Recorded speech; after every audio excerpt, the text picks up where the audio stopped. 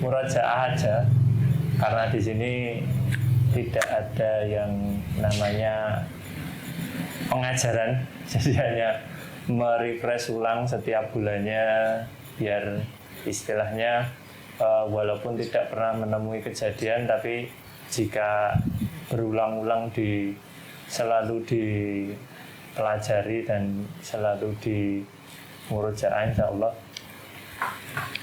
jika qadarullah ketemu dengan kegawat daruratan bisa istilahnya langsung bisa diterapkan seperti itu.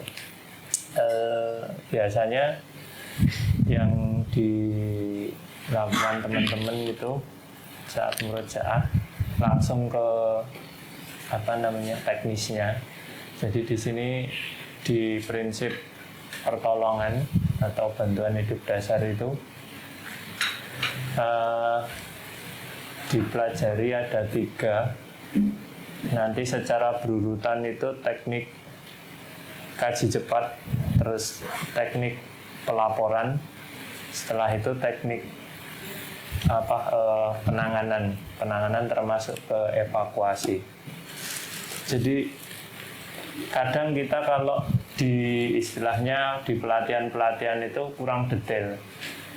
Kurang detailnya kenapa? Karena di situ ada poin-poin yang namanya panggil bantuan. Panggil bantuan itu enggak serta-merta hanya tinggal telepon terus nanti bantuan datang, itu enggak seperti itu.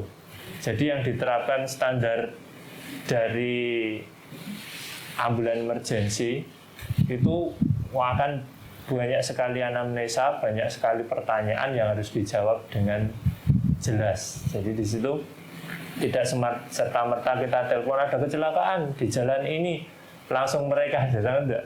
Nanti jenengan pasti ditanya macam-macam dan itu harus dijawab detail karena itu nanti akan mempengaruhi kualitas pelayanan dari si ambulan Gadar tersebut, terutama di perlengkapan yang akan mereka perlukan untuk menangani si korban atau pasien. Karena di dalam ambulan itu tidak setiap alat emergensi itu bisa masuk. Kalau alat emergensi dimasukkan langsung semua setiap hari ready di dalam ambulan, itu pasien atau korbannya malah nggak bisa masuk karena alatnya semua masuk, malah jadi truk, malah jadi kolbok.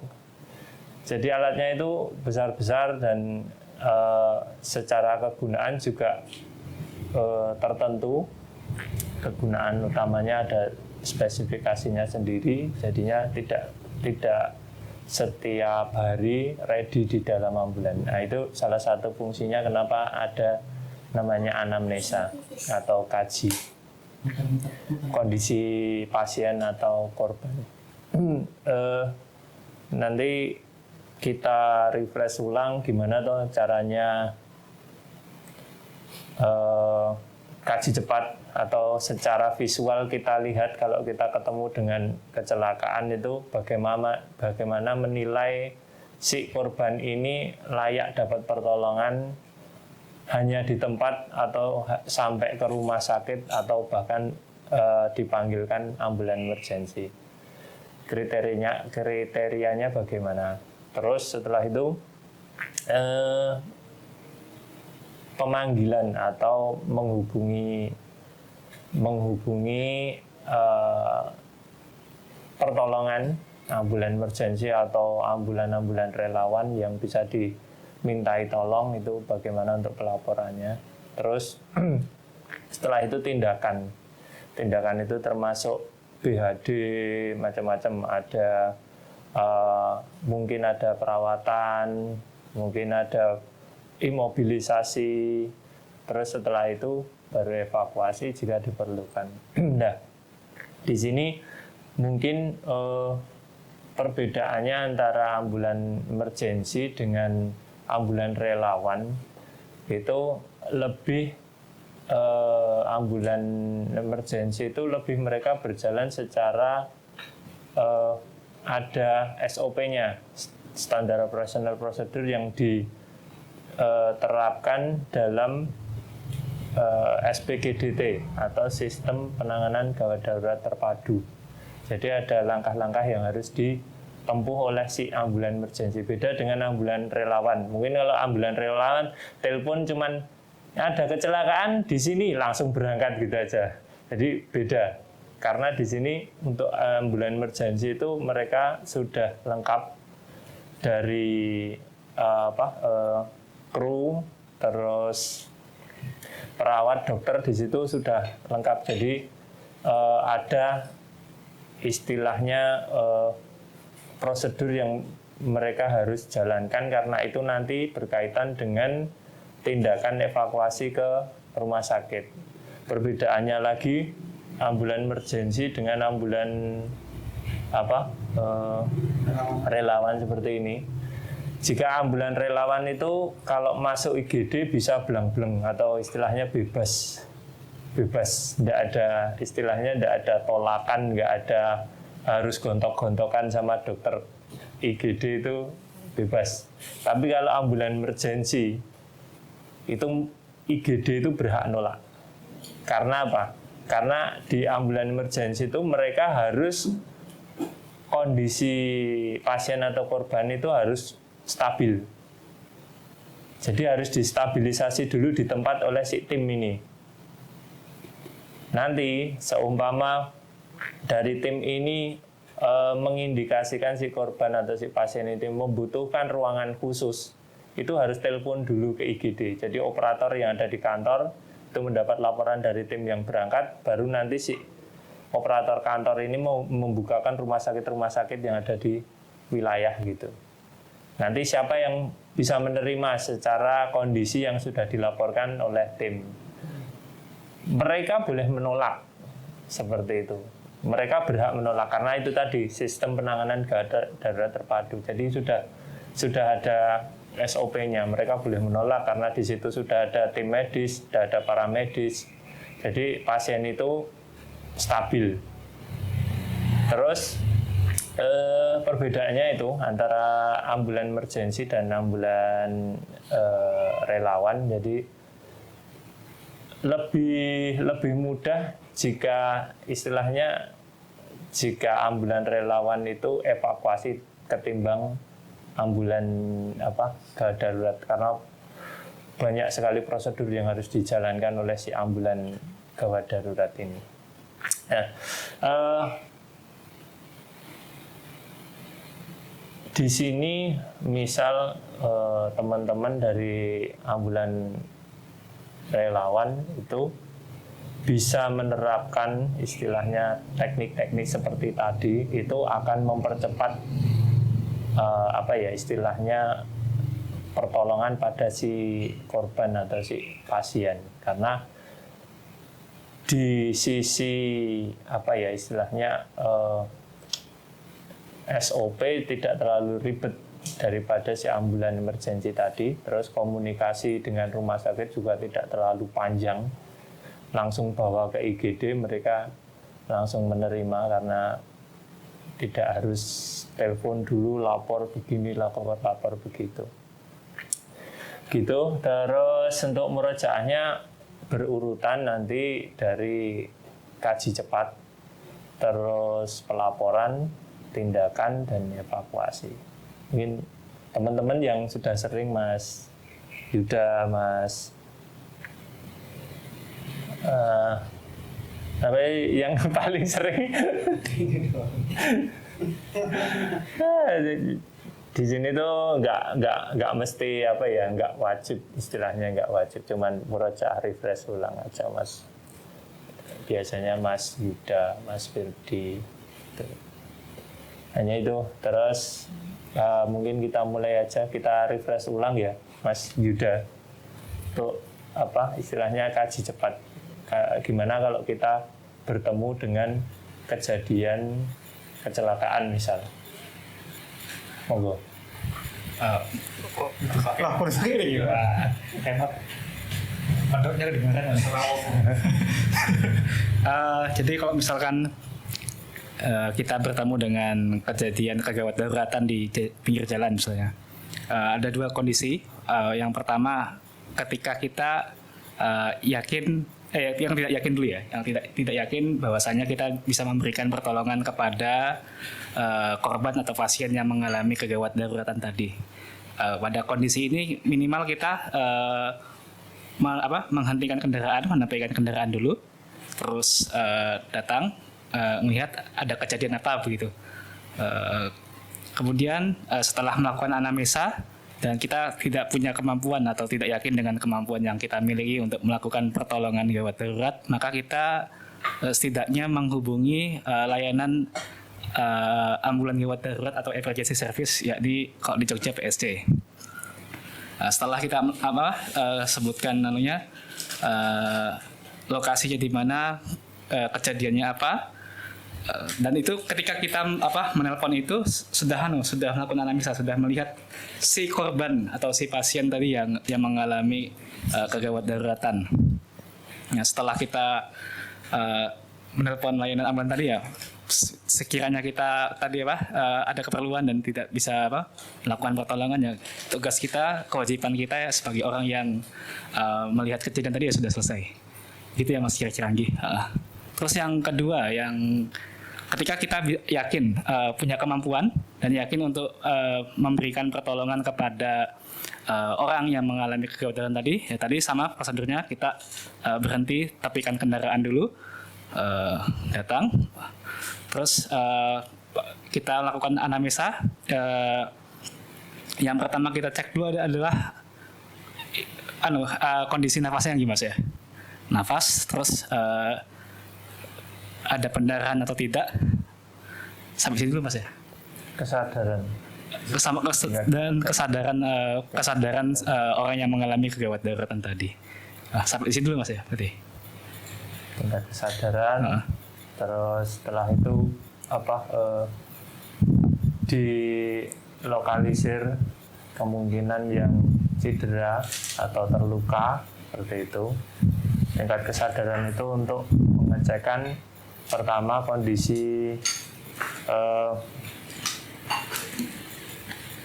seberapa parah si korban tersebut. Jadi di situ ada kaji cepat tadi, yang namanya anamnesa itu kaji cepat. Jadi ada dua tadi.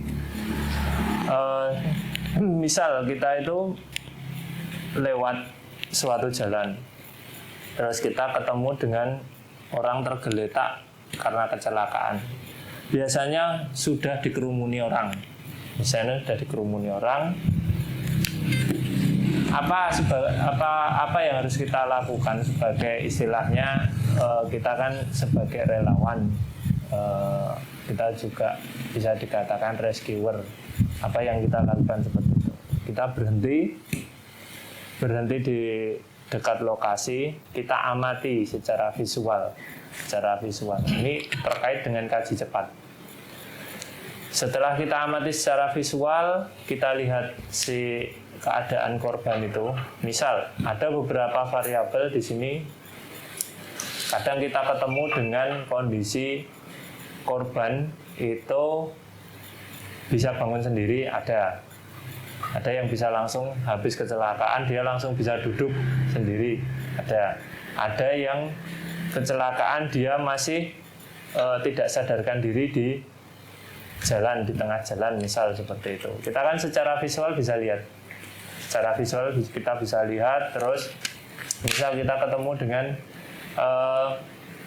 korban yang dia bisa menggerakkan semua anggota badan yang bisa bergerak. Jadi misal dia setelah jatuh dia bisa duduk, terus dia bisa istilahnya kita lihat secara visual. Kita belum datang ke lokasinya si korban ya. Kita secara jauh aja kita lihat ada perdarahan atau tidak secara visual. Terus dia bisa duduk, dia bisa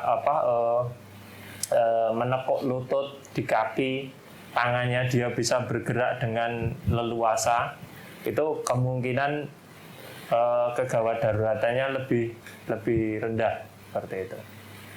Nah, kita misal ketemu dengan korban seperti itu, jika kita masih kurang yakin, kita bisa dekati korban, terus kita tanya, Yang pertama ditanyakan adalah nama.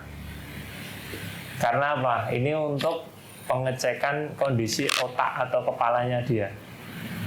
Dan biasanya jika orang mengalami cedera kepala ringan, sedang, ataupun berat, jadi ada 3 cedera kepala ringan, sedang, dan berat. Itu ada indikasinya dengan komunikasinya. Biasanya komunikasinya ada penurunan seperti itu.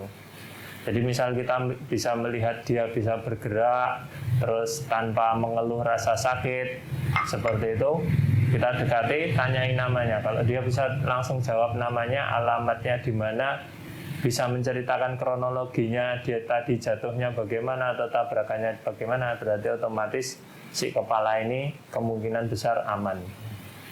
Udah, setelah atas aman, kita cek, kita tanya ada yang sakit atau tidak. Kalau dia merasakan tidak sakit, tidak merasakan sakit di mana-mana, oh, berarti tambah lagi kans untuk kegawat daruratannya dia itu semakin rendah. Atau misal dia menjawab, ini tangan saya lengan kanan misal, lengan kanan saya sakit, yaitu dia bilang seperti itu, kita langsung saja untuk meminta dia untuk mengangkat tangan. Jadi kita melakukan istilahnya head to toe, pengecekan seluruh kondisi badan. Kita minta untuk angkat tangan. Jika dia bisa mengangkat tangannya dengan normal, berarti kemungkinan tidak ada fraktur di situ. Mungkin hanya lebam saja atau hanya lecet-lecet seperti itu karena perihan biasanya. Dia rasa sakitnya itu perih, bukan karena patah. Kalau patah itu nyeri, rasanya nyeri. Biasanya digerakkan gini aja udah sakit banget. Nggak mungkin dia bisa ngangkat tinggi, itu nggak mungkin. Jadi kita minta untuk angkat tangan. Terus setelah itu, jika dia bisa mengangkat tangan, kemungkinan dia sakitnya tadi yang saya katakan hanya kemungkinan lebam atau lecet-lecet, mungkin bisa diarahkan, oh Bapak bisa ngangkat tangan, yang mana Pak yang sakit? Oh sebelah sini, kemungkinan kalau dibuka ini ada lecetnya atau lebam aja, itu salah satunya. Terus setelah itu kita pengecekan, ternyata benar ada lecet atau lebam, ya. Terus kita cek berikutnya adalah kaki biasanya pada posisi dia duduk, kita minta untuk menekuk melipat di sebelah ini namanya lutut. Jadi kalau dia bisa melipat menekuk lututnya, itu kemungkinan kecil frakturnya itu. Karena kalau dia fraktur, dia akan sangat sakit sekali untuk menekuk lutut ini. Setelah dia bisa menekuk lutut posisi duduk, kita minta dia untuk posisi berdiri. Posisi berdiri, dia kemungkinan besar kalau dia bisa menekuk lutut, dia akan bisa berdiri. Kemungkinan besar akan bisa berdiri. Jika dia bisa berdiri, berarti pengecekan dari atas sampai bawah selesai, dan kembali ke tadi pengecekan yang sakit tadi di sekitar lengan. Kemungkinan kalau ada lecet ya diobati dengan rawat luka, bisa di betadine atau dibersihkan dulu baru dikasih betadine atau obat merah seperti itu. Mungkin itu gambarannya seperti itu. Jadi ini untuk sampai ke istilahnya anamnesa kajian cepat yang kita memutuskan atau istilahnya kategori si korban ini tidak masuk ke arah kegawat daruratan yang terlalu besar, hanya kecil saja. Itu terus untuk seperti itu mungkin tidak diperlukan untuk dipanggilkan ambulan karena dia bisa berdiri sendiri. Kalau mau diantar ke rumah sakit mungkin bisa dengan kendaraan mobil atau bisa dibonceng motor seperti itu ke rumah sakit. Jadi karena kondisinya itu tidak terlalu istilahnya parah. Jadi seperti itu. Tapi kita kalau bertemu dengan kondisi yang istilahnya korban ini tidak sadar. Korban tidak sadar, kemungkinan ada perdarahan juga ada. Dari pengalaman-pengalaman itu yang tidak sadar itu bisa perdarahan juga ada juga.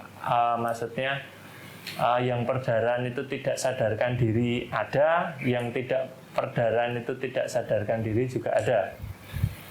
Itu kemungkinan banyak sekali. Ada intoksikasi alkohol juga ada kemungkinan seperti itu. Jadi dia memang jatuh tidak berdarah, tapi dia pingsannya itu karena dia kebanyakan alkohol.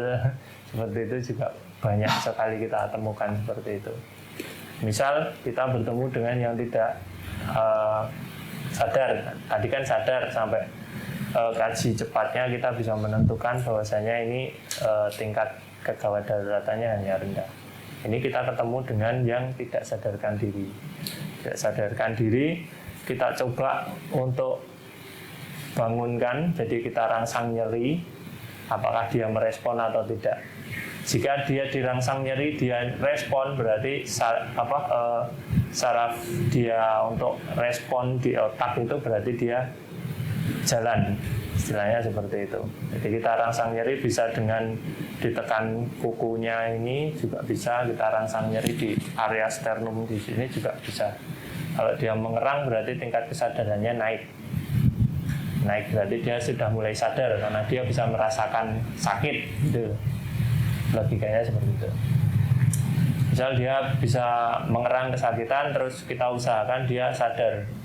Setelah kita rangsang nyeri, kita coba tepuk-tepuk, panggil-panggil sampai dia sadar, benar-benar sadar. Lalu kalau dia sudah sadar, walaupun agak masih setengah sadar seperti itu, tetap diusahakan sadar. Diusahakan sadar sambil melihat kondisi si korban ini, apakah ada kesulitan untuk bernapas atau pergerakan seperti itu. Kita bisa usahakan dia tetap sadar. Setelah dia direspon nyeri, dia bisa merasakan, kita coba panggil-panggil terus pak atau bu sampai dia setengah sadar mungkin atau sampai sadar dia bisa membuka mata. Lakukan seperti tadi, kondisi yang korban yang tadi, yang kasus yang tadi, ditanyakan namanya, terus alamatnya di mana, terus tadi kejadiannya ingat atau enggak, seperti itu, untuk pengecekan otaknya, respon otaknya. Sama, terus dicek seperti tadi, kembali seperti tadi, diurutkan dari atas terus ke bawah sampai kondisi dia benar-benar bisa diajak komunikasi, itu normal, seperti itu.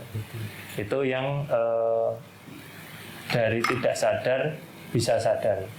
Terus ada lagi korban yang istilahnya sampai bleeding, jadi perdarahan, bisa dikatakan paling parah yang kita temui itu cedera kepala berat.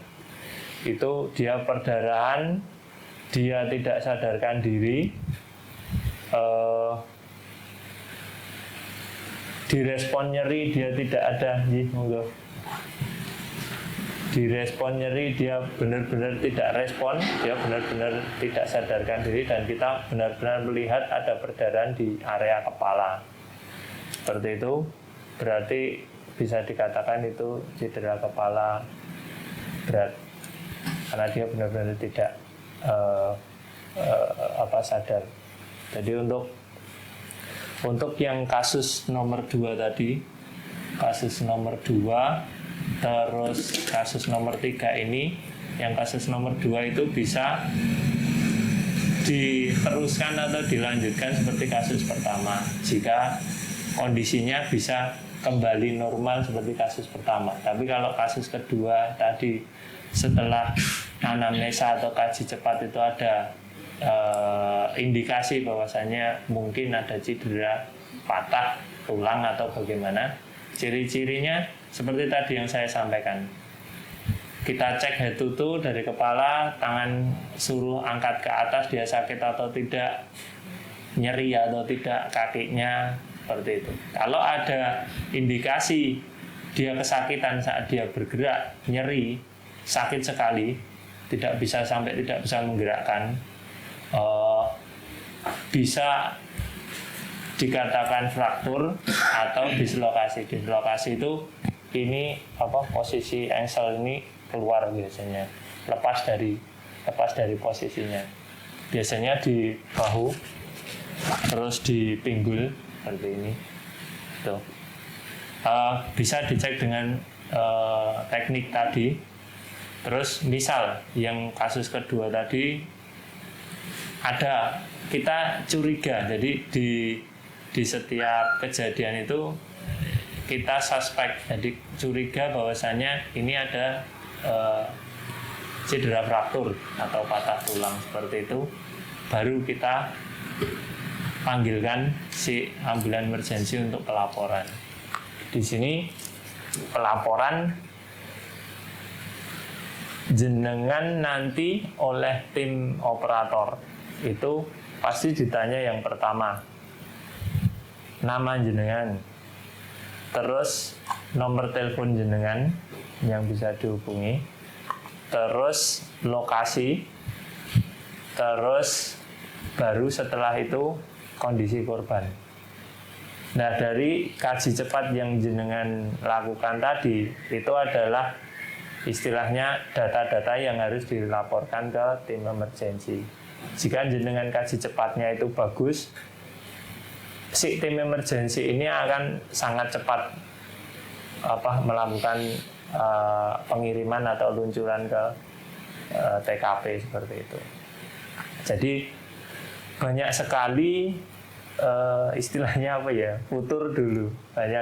Banyak yang istilahnya pelapor itu futur, karena di situ kan kita laporan pengennya cepat, tapi pertanyaannya banyak sekali, dan sebenarnya kalau dia jawab dengan cepat juga, tim itu juga akan segera meluncur. Tapi karena dia sudah istilahnya ora seronto, wis malah ditakon-takoni, itu akan memperlama tindakan. Jadi dijawab aja apa yang ditanyakan si operator ini, dijawab aja dengan cepat dan jelas. Nanti tim akan diluncurkan seperti itu. Jadi kebanyakan orang-orang yang lapor, atau teman-teman relawan mungkin yang lapor seperti itu, ada yang kurang seronto, suwen takoni ini. Ya memang SOP-nya seperti itu kalau ambulan emergency. Beda dengan ambulan relawan yang istilahnya tidak dibebani dengan SOP, karena mereka harus menjaga tindakan mereka itu harus dipertanggungjawabkan secara medis seperti itu. Dari alur tadi, jika harus seperti kasus kedua yang kita curigai untuk fraktur, atau kasus ketiga yang kita curigai untuk dia mengalami cedera kepala berat, itu berarti kita lanjut setelah pelaporan itu tindakan. Nah, tindakan di sini misal kalau kita curigai ada trauma fraktur atau dislokasi ataupun cedera kepala berat, itu kan harus dilakukan stabilisasi. Nah, stabilisasi ini termasuk tindakan. Misal kita curigai fraktur, ya kita bidai, balut bidai. Misal dia dicurigai ada cedera kepala berat, berarti kita amankan cervicalnya. Kita pasangi nekolar, kita usahakan dia tetap sadar, atau pastikan dia tidak bergerak dulu dari TKP. Apa yang harus dilakukan di situ?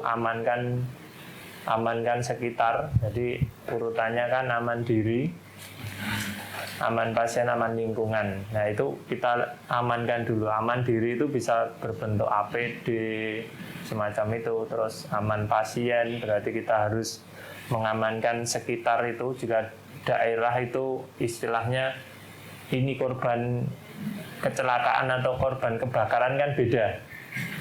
Jadi kita harus amankan si pasien ini, lingkungan. Kalau ini kecelakaan di jalan berarti kita harus arahkan si arus jalan ini untuk menghindari si korban. Jadi jangan dipindah dulu. Seperti itu. Itu termasuk ke penanganan tadi. Jadi ya, tadi dari fraktur bisa dengan imobilisasi. Mobilisasi bisa dengan bidai, balut, seperti itu. Jika kemungkinan cedera kepala berat, berarti harus stabilisasi dengan pemasangan collar neck untuk pengamanan kepala dan saraf-saraf yang ada di leher. Seperti itu. Terus selanjutnya termasuk juga evakuasi. Ada beberapa teknik evakuasi. Kan kalau kita bawa ambulan, kemungkinan sudah ada alat-alat untuk evakuasi. Tapi kalau kita sendirian, nah ada teknik-teknik untuk memindah korban seperti itu, ada tekniknya sendiri. Itu secara alur dari teknik kaji cepat, teknik pelaporan, dan tindakan sampai ke evakuasi. Mungkin ada pertanyaan yang mungkin pernah mengalami atau bagaimana, monggo di sharing bareng aja ya. Sebenarnya kan lihat aja di Promuntra, ya. Jika ada kecelakaan otomatis kan ya tanpa diketahui yang kesadaran itu diberi minum air putih. Sebenarnya itu menurut jenengan boleh atau tidak? Jadi dilihat dari tingkat kesadarannya, Mas. Jadi tingkat kesadarannya dari setelah jenengan tadi urutannya kaji cepat, terus sampai ke apa istilahnya tindakan. Kalau istilah si korban ini sadar, bisa sadar 80%, 90% dari visual Anda, karena dari komunikasi aja udah kelihatan orang sadar sama nggak sadar itu bisa diajak ngobrol, itu berarti kompos mentis artinya. Kesadarannya CM. Jadi nilai GCS-nya itu 15 biasanya seperti itu. Kalau di medis ada seperti itu. Itu jika dia sudah kita yakin bahwasanya dia benar-benar sadar, itu enggak masalah dikasih minum, enggak masalah ya. Karena kita sudah cek semua head to toe dari atas sampai bawah, dia enggak ada permasalahan. Cuman kalau dia itu tidak sadar, itu yang tidak boleh dikasih minum. Ya di situ. Jadi tinggal ini kondisi si pasien aja, kondisi si pasien atau korbannya saja. Bagaimana kita bisa menilai ini pantas atau aman dikasih minum atau tidak, itu kita. Makanya ada pelatihan PPGD itu kita untuk istilahnya menilai si korban ini seberapa parah loh dia mengalami kecelakaan atau kejadian kegawat daruratan. Begitu. Ji. Ada lagi. Mungkin ada pengalaman apa ketemu atau apa? Kalau ada pendarahan gitu, penanganan yang harus dilakukan itu bagaimana? Iya, perdarahan tergantung di area mana perdarahannya. Perdarahan. Tangan. Ya, perdarahan itu harus segera dihentikan jika dia mengeluarkan darah atau bleedingnya aktif dan sangat aktif, itu harus segera dihentikan. Jadi bisa dengan teknik dep itu ditekan dengan sesuatu, terus nanti di-cut pas yang ditekan itu. Jadi diusahakan untuk berhenti, perdarahannya harus berhenti dulu. Jadi misal kita ketemu fraktur terbuka, open fraktur, kan ada dua, close fraktur sama open fraktur. Patah tertutup dan patah terbuka. Di patah terbuka itu yang diutamakan adalah bleedingnya dulu, bleedingnya harus berhenti. Jadi penanganan imobilisasinya nanti, karena si nyawa ini lebih si perdarahan ini berpengaruh dengan keselamatan nyawanya dia daripada si patah. Kalau patah itu belum tentu mati, tapi kalau bleeding yang aktif itu bisa sampai mengancam nyawa. Jadi tingkat penanganannya seperti itu. Jadi bleedingnya dulu dihentikan dengan teknik DEP tadi, ditekan atau pokoknya bagaimana caranya ini dihentikan. Diikat dulu. Iya, setelah tapi jangan ditorniket. Karena kalau ditorniket nanti jaringan yang ada di bawah torniket akan mati ya karena dia tidak teraliri tidak teraliri darah. Jadi ditutup. Jadi bukan apa istilahnya kalau selang itu apa ya di iya di istilahnya ditekak ya. Bukan itu, tapi ditutup yang lubang itu. Ditutup yang lubang, bukan diikat atasnya yang berlubang, tapi ditutup lubangnya. Iya. Iya, ya. Oh iya, bisa nanti. Iya, di ambulan. Ya alhamdulillah ambulan Peduli Muslim itu tingkat kelengkapan untuk emergensinya hampir menyamai ambulan emergensi. Tapi ya tidak bisa masuk semua karena barangnya juga besar-besar, mungkin nanti bisa diperlihatkan. Memang barangnya besar-besar, tidak bisa masuk terus di ambulan, selalu ready di ambulan itu tidak bisa. Ada lagi? Mungkin yang lain pertanyaan yang biasa-biasa ditemui, yang masih bingung mungkin yang dari gambarannya tadi, kira-kira gimana? Kalau jenengan ketemu lihat jenengan pas tidak bawa ambulan, cuman pakai motor aja ketemu kecelakaan gitu. Ya, saya melihat dari itu kan tadi. Iya. Terus sepengalaman saya ikut tes pelatihan. Iya. Harus diutamakan izin dulu.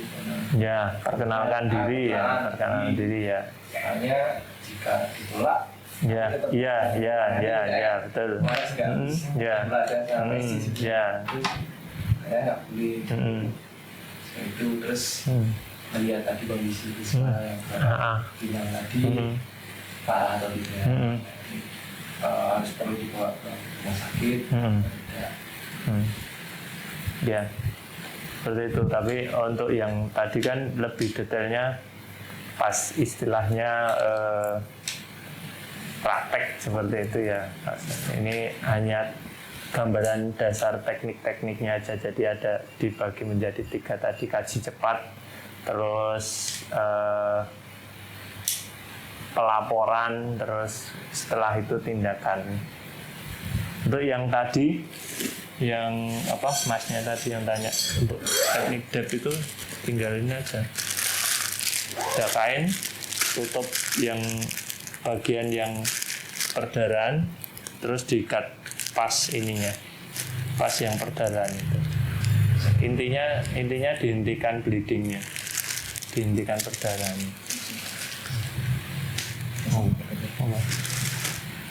Nah ini ada beberapa, mungkin teman-teman sudah sering ketemu ini yang namanya bidet untuk imobilisasi fraktur.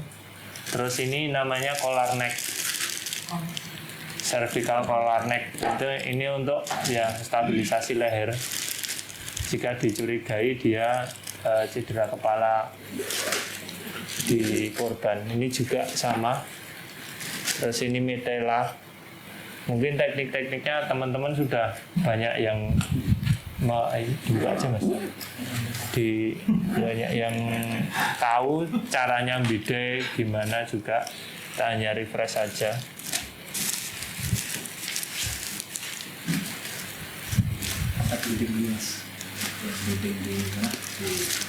Oh iya.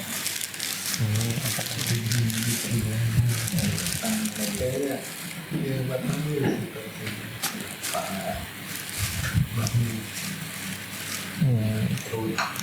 Ini juga kalau disediakan di ambulan juga kita bisa pakai untuk selalu memonitor tingkat kesadarannya si korban atau si pasien. Pertanyaan dulu dari tadi yang sudah sampaikan dulu tadi, kemungkinan kalau ada istilahnya apa ya, pernah enggak panjenengan itu membawa ambulan terus tiba-tiba dihentikan orang karena ada kecelakaan? Pernah? Belum pernah. Kalau jenengan sepengetahuan jenengan, jika jenengan pas bawa ambulan terus ada kejadian seperti itu, jenengan dihentikan warga terus dimintai tolong untuk membawa ke rumah sakit, jenengan apa yang jenengan lakukan? Saya sendiri ya. Ya. Saya sendiri jika tidak membawa pasien, Ya. pertama lokasi dulu, terus mengamankan lokasi, mengamankan lokasi, pengecekan beban, lalu andai kata saya pas membawa PPGD yang lengkap, saya PPGD di biasa, tadi parah atau tidak, lalu saya tanya identitas, namanya, saya bawa, pengalaman saya, bawa, lalu bawa ke rumah sakit. Tapi andai kata itu luka ringan, saya bawa ke posku, diobatkan di posku. Ada terlecet, jadi yang nggak perlu harus emergency, nah itu. Tapi salah andai kata emergency, saya bawa. Itu kan untuk levelnya mungkin bisa dikatakan yang kasus nomor 1 dan nomor 2 tadi. Ya. Bagaimana kalau jenengan ketemu seperti itu, kondisinya cedera kepala berat? Cedera kepala. Dia otomatis dia tidak sadar, dia bleeding, perdarahan di kepala banyak sekali. Jenengan apa yang jenengan lakukan? Saya pertama cek nadi, cek nadi dulu. Ya. Terus posisi korban jika itu dicurigai fraktur, tetap saya bidai. Pengalaman saya, Pak, saya bidai. Kemudian jika pendarahannya tetap keluar, saya tutup lagi. Saya tutup pakai air, pakai kasa, malah bawa saya. Kemudian jika saya hanya sendiri, itu saya pas ada 2 personil waktu itu, saya minta tolong untuk dikarenakan di ambulan saya tidak ada stretcher, kan harusnya itu darurat, lalu nadinya tipis, saya cek misal ini di sini tidak kemungkinan cek nadi, terus di kaki, denyut nadinya menipis, ya kalau tadi pakai apa, Oximetri ya itu. Lalu saya bawa ke rumah sakit.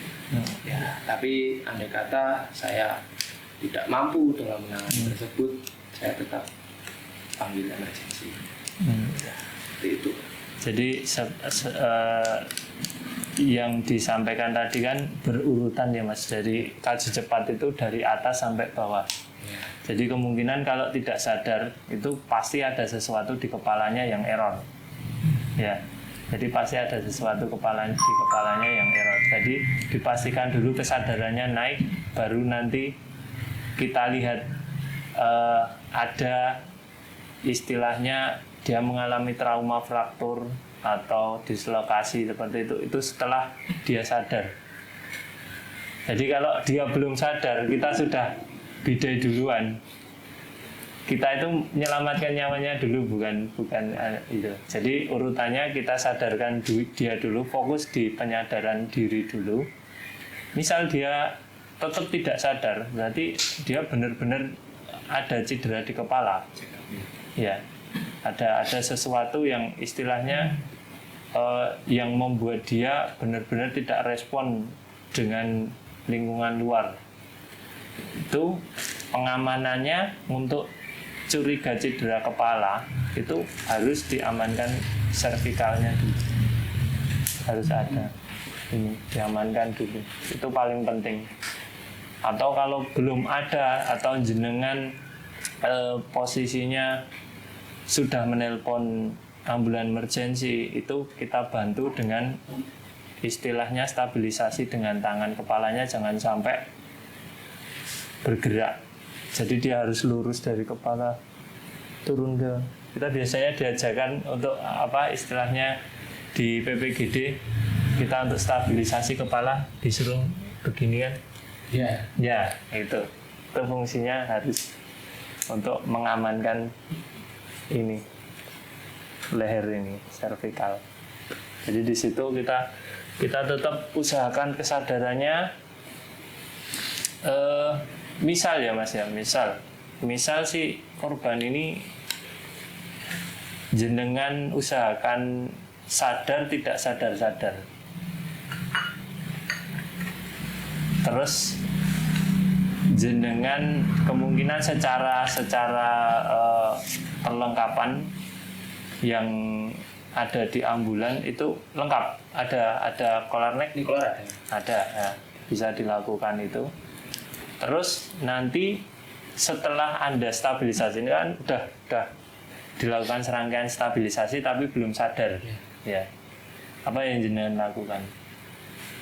Ya langsung dievakuasi atau gimana? Saya tidak sadar, saya evakuasi Pak. Langsung Ya. Ya. Kemungkinan itu juga suatu solusi, cuman kurang aman untuk panjenengan Mas. Jadi kurang aman untuk panjenengan. Jadi secara secara mungkin hukum juga itu kurang aman untuk jenengan. Lebih baiknya setelah Anda stabilisasi, jenengan minta warga yang di situ atau mungkin ada keluarga si korban untuk bertanggung jawab. Karena nanti di rumah sakit pasti akan ditanyain kan, nanti ini yang tanggung jawab siapa? Dan jenengan kalau nggak ada yang tanggung jawab nggak boleh pulang sama rumah sakit, ya toh? Dikancing sama rumah sakit toh? Iya. Jadi jenengan setelah melakukan stabilisasi, nyari orang yang sanggup bertanggung jawab untuk si korban ini. Iya. Karena rata-rata di rumah sakit itu belum lagi nanti urusan sama polisi. Jadi maksudnya kita itu penolong itu ya kita secara aman diri, ya bukan cuma secara kesehatan tapi juga secara hukum juga kita diamankan seperti itu. Jadi monggo. Andai kata, kan saya pernah dapat cerita dari teman. Andai kata itu emang tadi harus stabilisasi, harus pakai nikolar ya. Itu bilang pakai sendal itu boleh nggak? Itu kalau istilahnya tidak ada perlengkapan yang memadai seperti itu, bisa dibuat dengan mitela atau kain itu, pakai sendal juga bisa, karena posisinya bentuknya sendal itu ada cekungannya itu, yang itu bisa dipakai untuk menopang si dagu dan penumpangan di belakang. Jadi boleh. Diajarkan juga di PPGD jika tidak ada alat yang memadai seperti itu. Ada yang seperti itu. Saya masih bilang yang itu tidak tadi. Iya. Cuma dengar aja sekarang sampai ada. Iya, dibikin dua. Jadi dibikin dua, ditemukan dua ini, yang satu depan, yang satu belakang. Yang diposisikan di yang melengkung itu ya, yang melengkung. Posisi yang melengkung. Seperti itu. Itu juga diajarkan juga di pelatihan-pelatihan PPGD, misal tidak ada alat-alat yang memadai. Seperti itu. Jadi secara panjenengan sebagai rescuer tetap harus aman Mas. Jadi bukan cuma kesehatan saja, tapi juga kalau sewaktu-waktu ada tuntutan jenengan, wah ini niatnya nolong mah kepentung, ya itu seperti itu.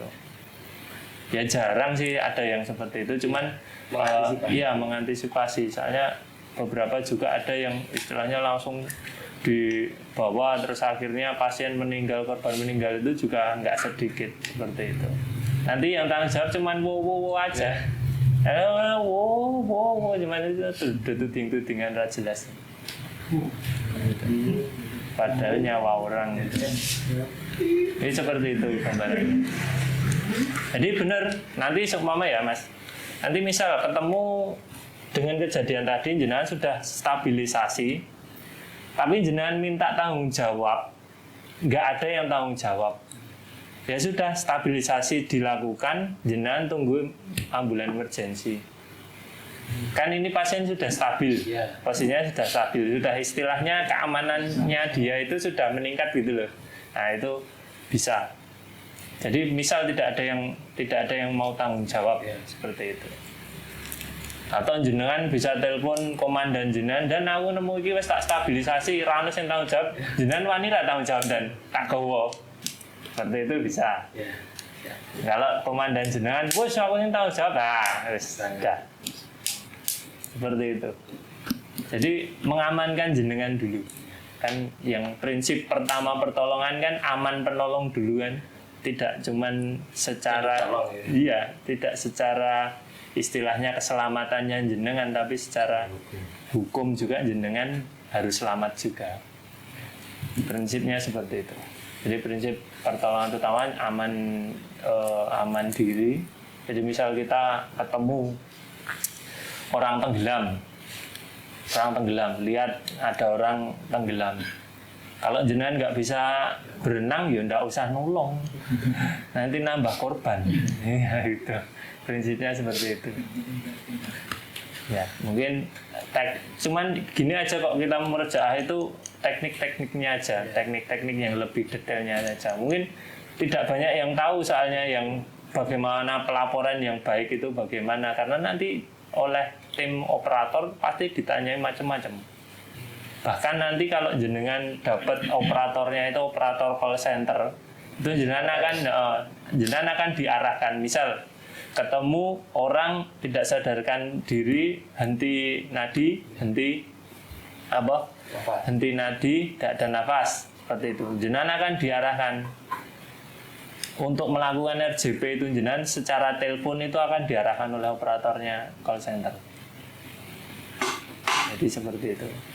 Jadi benar-benar komunikasi si penolong dengan tim yang akan datang itu harus selalu baik seperti itu. Jangan kok wah kakean takon, wah malah ditakon. Saya soalnya pernah kemarin tetangga, saya posisinya sama dinas baru di acara di Magelang, ditelepon dari rumah, tak kasih nomor Bantul, PSM Bantul. Terus tak telepon lagi, yang nelpon saya tadi terus, kono. Wah, kakean takut dia ya memang seperti itu. Dia anamnesa dulu. Tapi udah nggak serontol, udah. Jadi padahal itu kalau ditanya itu nggak ada 5 menit, nggak ada, paling sekitar 1 menit 2 menit selesai langsung timnya diberangkatkan. Nggak mungkin lebih dari itu. Begitu. Mungkin juga bisa dijadikan istilahnya tambahan SOP juga untuk teman-teman relawan itu. Jadi misal ada permintaan bantuan seperti itu, kalau mau detail bisa di apa istilahnya SOP-nya itu ditambahkan yang namanya kaji cepat itu tadi. Mungkin seperti itu. Ada pertanyaan lagi? Kaji cepat dia berangkat nggak bisa apa-apa. Tapi kadang yang sering terjadi itu ada kecelakaan sama warga atau orang di sekitar sudah diangkat terlebih dahulu. Padahal itu kan malah memperparah. Betul. Ini tadi, jadi kondisi jenengan sebagai rescuer jika mengalami seperti itu lebih detailnya secara langsung praktek itu benar-benar mengatakan atau meyakinkan masyarakat di situ bahwasanya jenengan memang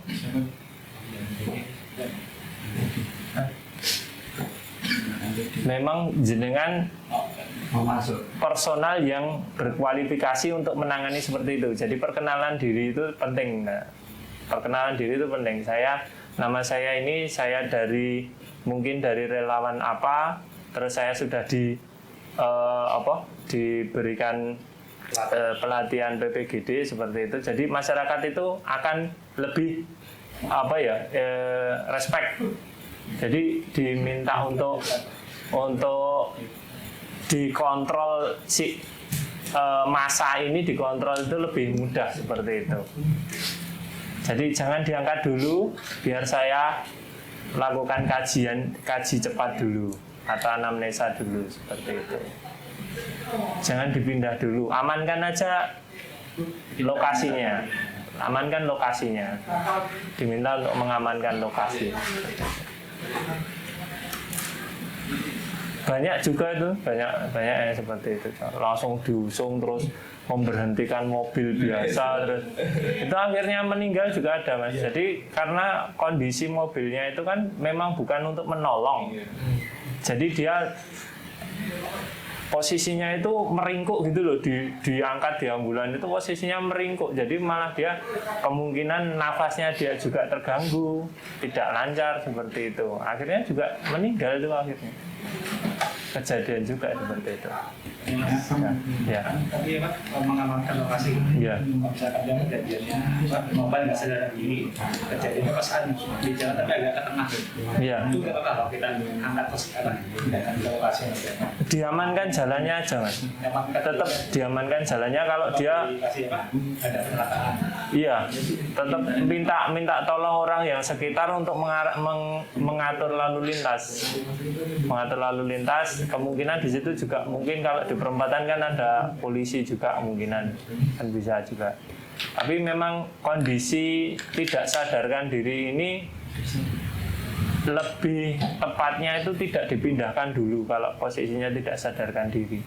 Karena kita belum tahu dia posisi cederanya itu apa. Dia traumanya trauma apa seperti itu. Jadi mending diamankan jalur lalu lintasnya itu. Biasanya kan warga tuh ya itu keliru. Jadi kita belum tahu kondisinya. Pakai kolarnet itu kan, pakai kolarnet itu kan enggak selamanya harus tidak sadarkan diri. Misalnya kan ada cedera menengah, dia nggak bisa kita ajak bicara. Itu sudah perlu pakai kolarnet. Bicara maksudnya bicara secara komunikasi atau cuman bicara? Diajak komunikasi tuh misalnya ditanya nama aja. Bingung. Iya, dia ada arah atau kita curigai cedera kepala. Jadi cedera kepala kan ada 3 kan, Mas. Ringan, sedang, berat. Kalau bisa dikatakan apa istilahnya ringan, bahkan ringan itu pun dipasang, tetap dipasang. Ringan aja tetap dipasang. Iya, siapa tahu dia ada perdarahan di dalam, itu banyak kejadian, Mas. Perdarahan otak di dalam itu, jadi dia nggak bleeding di luar, dia nggak keluar darah. Tapi di dalam setelah dibawa ke rumah sakit, sudah di scan, di CT scan itu ternyata ada perdarahan di dalam. Mas, itu juga bisa. Kasusnya ngorok itu sih dicurigai apa, Mas? Ngorok apa, Mas? Itu terus Beda. Itu kan berarti saluran pernapasannya dia terganggu kan, Mas? Ini pernah ada kasus ngorok ya. Jatuh nggak ada pendarahan yang gitu, cuman aja di wilayah kepala ya aja. Pendarahannya yang sidik, orang parah banget, cuma kok ngorok gitu loh. Iya. Ya berarti kan dia jalur jalur nafasnya dia terganggu. Bisa ada kesedak makanan juga bisa, lidahnya juga jatuh ke belakang juga bisa. Jadi itu nanti dibantu untuk dicek dulu, dikeluarkan apa yang mengganggu ya. Atau dia ada perdarahan, terus perdarahan di mulut, terus dia menutup rongga pernapasan juga bisa. Kalau itu dulu kasusnya itu ya belum pengalaman. Itu ya Mas Akram. Jadi kemungkinan ada gangguan di saluran pernapasan mengganggu. Nanti kalau ada cairan ya dimiringkan biar dia keluar, atau dimiringkan itu biasanya kalau lidah langsung dia jatuh ke bukan iya. Oh iya.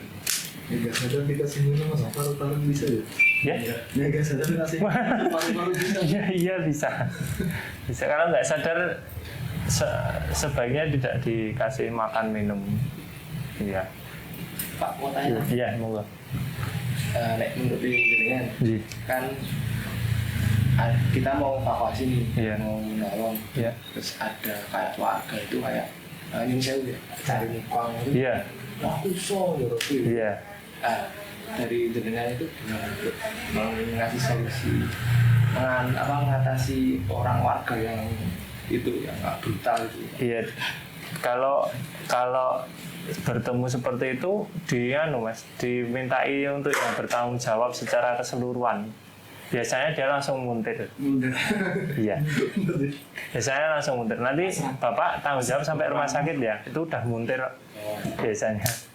Kalau pengalaman saya pernah nggak sekali, Iya. itu dia malah ngerokok di kap belakang. Iya. Saya udah nadu, Iya. saya jorokin jatuh. Saya jorokin jatuh, melotot ke saya. Iya. Nah, terus ya cuma melotot aja sih. Ya, nggak dengan kata, enggak saya Iya. emang darurat, Iya. udah sobek sini. Terus Iya. harus segera dan bilang kan korban hamil, Iya. cewek perempuan. Iya. Terus malah jebul di depan doang, Iya. malah menutupi akses evakuasi. Iya. Saya jorok ya, untung enggak mengeluarkan kata apapun. Oh ya, nanti katakan ya Bapak. Iya, tapi ya tetap istilahnya kita dengan apa ya, istilahnya akhlak yang baik lah istilahnya. Iya, jadi disampaikan dengan bahasa-bahasa yang baik, nyun sewu ini seperti itu. Nah, kalau dia istilahnya, kalau yang tadi kan bukan itu ya, bukan istilahnya orang yang sok-sokan ada kejadian dia sok-sokan. Apa emang nggak disengaja loh, Pak? Menutup akses emang. Oh, gitu. gitu. Kan agak naik emosinya. Iya. Kan kalau udah seperti ini kok emang nggak disengaja gitu. Iya. Dia tuh melihat pas waktu saya lari, Iya. lari mau masukin ambulan tapi nggak segera minggir. Oh. Nah akhirnya saya spontan, Iya.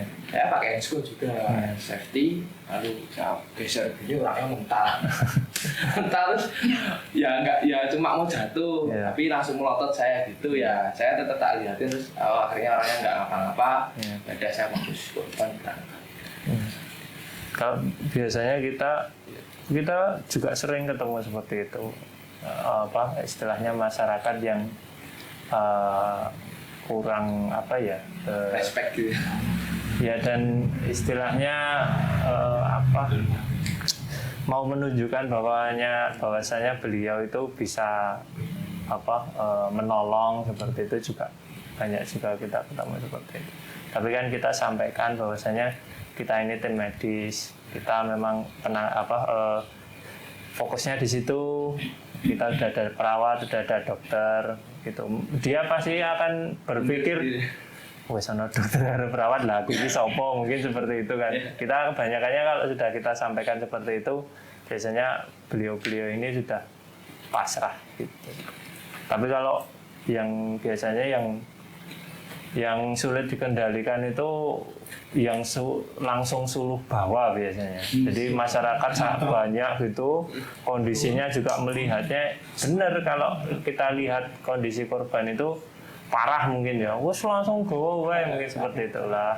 Sekalian aja kalau ada yang bilang seperti itu, jenengan yang tanggung jawab ya nanti di rumah sakit kalau nanti ada apa-apa. Itu aja langsung dikembalikan saja. Pasti muntir. Oh nanti urusannya banyak, nanti sama polisi juga bermasalah. Polisi aja nggak berani kok ngangkat seperti itu kalau kondisi korban parah itu.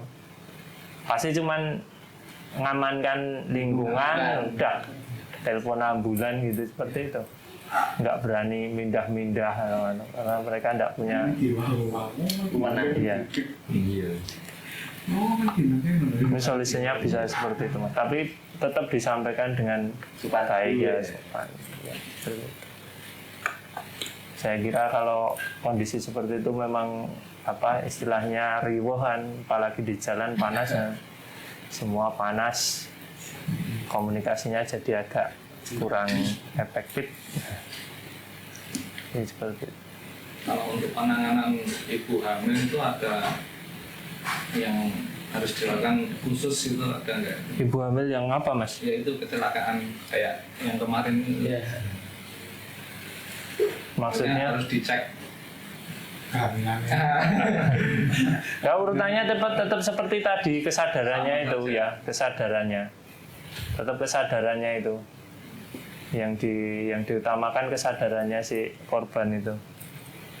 dari tingkat kesadaran itu kan kita bisa selanjutnya ini mau diapain gitu kan, kita bisa melakukan tindakan-tindakan selanjutnya itu dari tingkat kesadarannya si korban itu.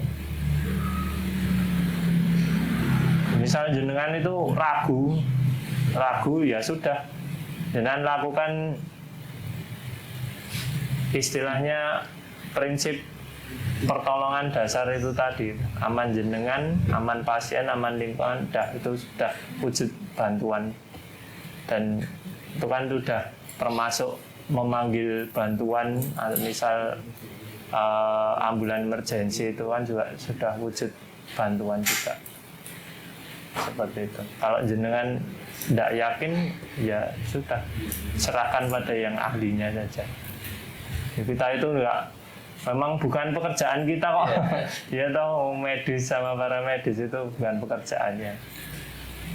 Sudah ada orangnya sendiri. Gitu. Dan insya Allah tidak dosa. Ini seperti itu. Ada lagi? Ada, Mas Dudi, pernah kejadian nggak di jalan? Oh, belum.